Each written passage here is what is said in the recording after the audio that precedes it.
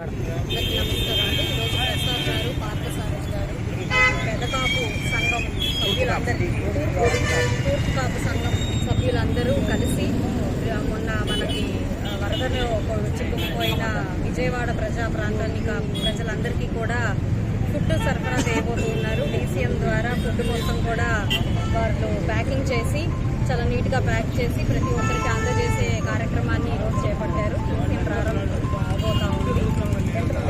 2500 మందికి ఈరోజు ఫుడ్ పంపిణీ చేయబోతున్నారు. అలాగే వాటర్ బాటిల్స్ కూడా అందజేస్తూ ఉన్నారు.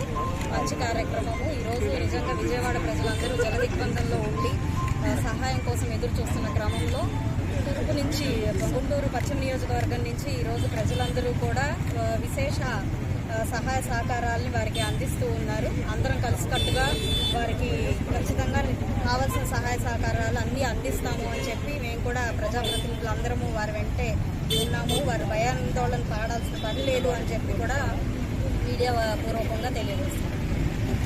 మున్సిపాలిటీ అధికారులు ఒక పాఠం నేర్చుకోవాలి.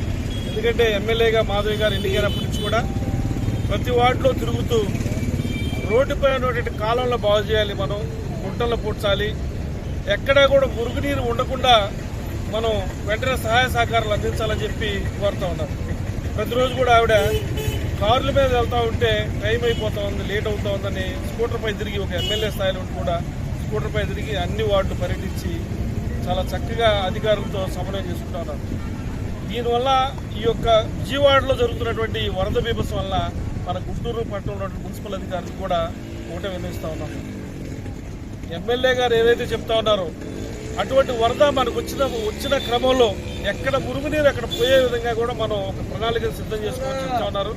అందరూ కూడా ఆ ప్రణాళికని తప్పనిసరిగా పాటించాలని, రాబోయే రోజులు ఎటువంటి ఉపద్రవం వచ్చినా కూడా మనకి అటువంటి ఉపద్రవం వల్ల ప్రజలు ఇబ్బంది కలగకుండా ఉండటం కోసం ఎమ్మెల్యే గారు ఏదైతే ప్రయత్నం చేస్తున్నారో ఆ ప్రయత్నానికి మీరు అందరూ కూడా సహాయ సహకారాలు అందించాలి. అన్ని పార్టీల వారు కూడా అటువంటి సహాయ సహకారాలు అందించడానికి ముందుంటామని చెప్పి తెలియజేస్తున్నాం. మళ్ళా ఒకటే చెప్తా ఉన్నాం అధికారులకి, ఏదైతే ఎక్కడైతే మురుగునీరు పోకుండా, వరద నీరు పోకుండా, వర్షపు నీరు పోకుండా అడ్డుకట్ట వేసి ఉన్నటువంటి అన్నిటి కూడా మీరు కొట్టేయవచ్చు. మేము అన్ని పార్టీలకు సహాయ సహకారాలు తీస్తూ ఉంటాం.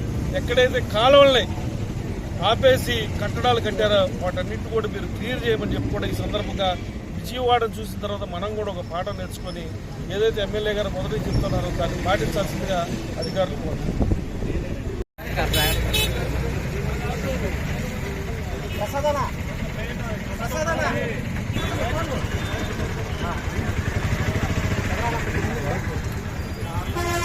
వాయిస్ ఫోటో తీసుకున్నావా?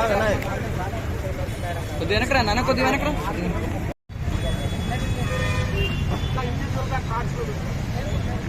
పంటలు పోకుండా ఉంటాయి.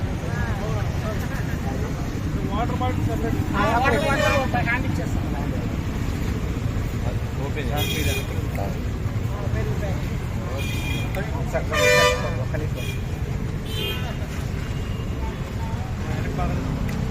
బాలవేలు కూడా పక్క జరిగామా? మేము వెనక్కివా